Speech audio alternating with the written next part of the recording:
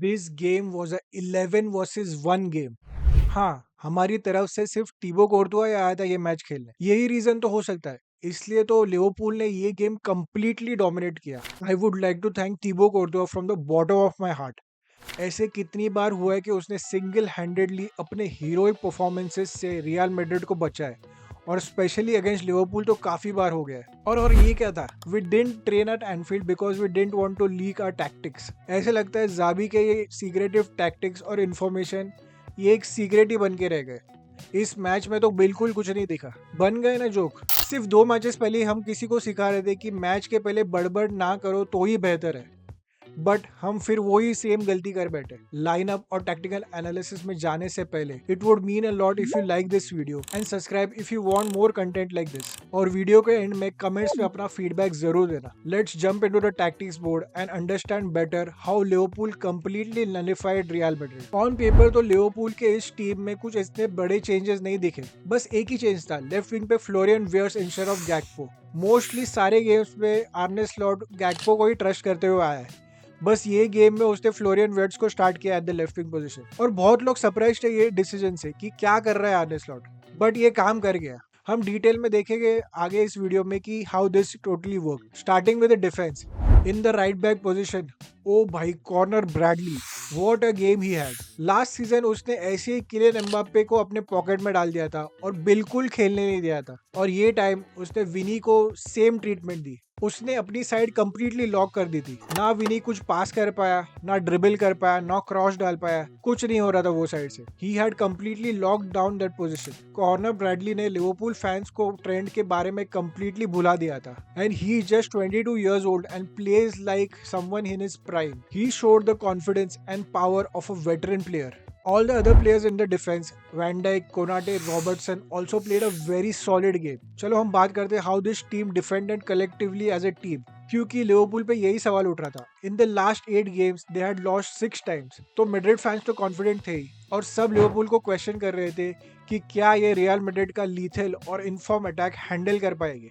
This is where the credit goes to Arne Slot. जब Liverpool buildup करने का try कर रही थी, दे वो pressing very high and very intensely, और जो कोई भी क्रिएटिव प्लेयर्स थे रियल मैड्रिड की टीम में, उन पे एक लिवरपूल का प्लेयर तो हमेशा था कि जो भी पास आए तो वो टैकल करके बॉल विन कर जाए। All the players played a very big part in this team, और स्पेशली वो दोनों अटैकिंग मिडफील्डर सोबोस्लाई और फ्लोरियन वियर्ट्स। इन्होंने जो इंटेंसिटी से प्रेस किया है कि मैड्रिड को और कोई चारा मिल ही नहीं रहा था। उनको वो लॉन्ग बॉल्स की तरफ ही जाना पड़ रहा था, and when they were trying to play long balls, Liverpool के tall solid defenders Van Dijk और कोनाटे वो बॉल्स विन कर रहे थे, तो कोई वे बन ही नहीं रहा था अटैकिंग चांसेस के। और लॉन्ग रेंज पासेस की बात कर ही रहे तो आते हैं डीन हाउजन पे।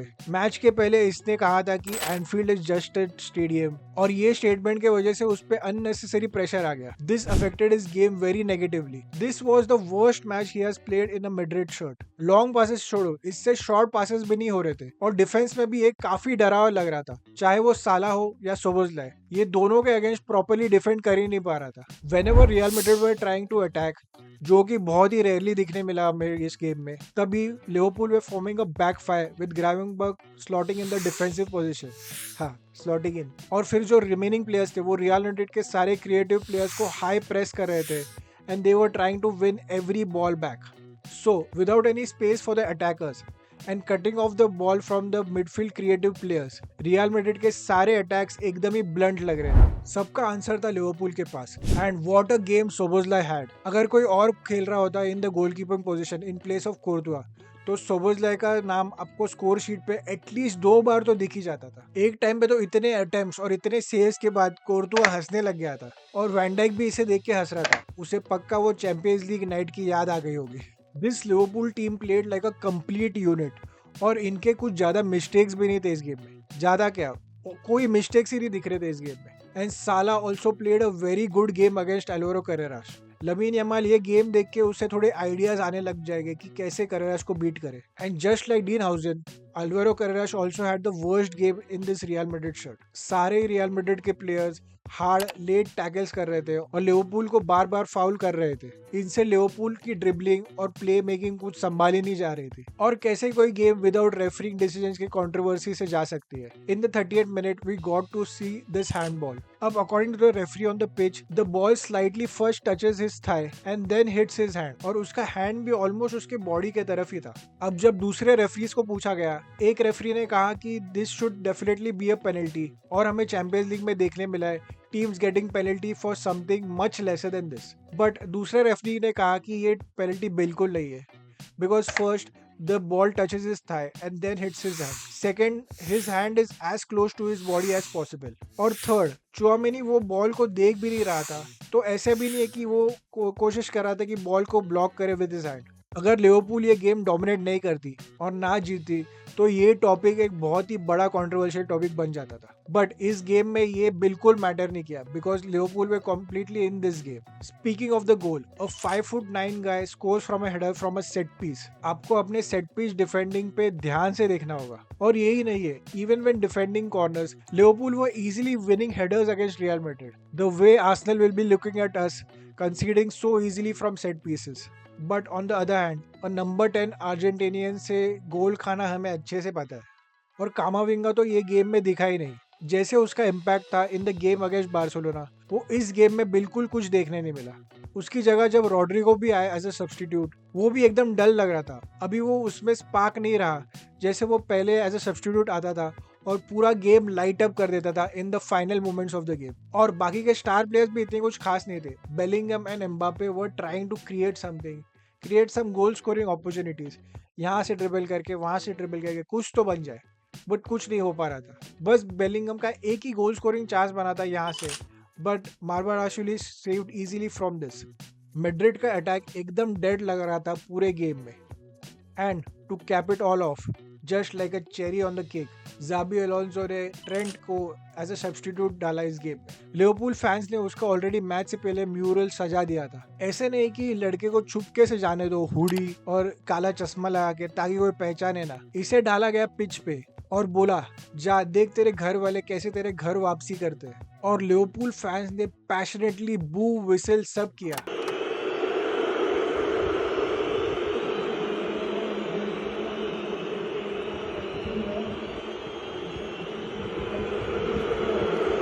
और जस्ट तभी कॉनर ब्रैडली का एक बहुत ही अच्छा डिफेंसिव एक्शन देखने मिला और लिवरपूल फैंस और फायर हो गए कि देख ट्रेंट ऐसे करते हैं defending. Now we don't need you. We found someone better. Coming to the conclusion, now Liverpool can completely build on this confidence. In last 8 games में एक mini crisis की तरह बन गया था. But now Liverpool has won this match, which was a very important match.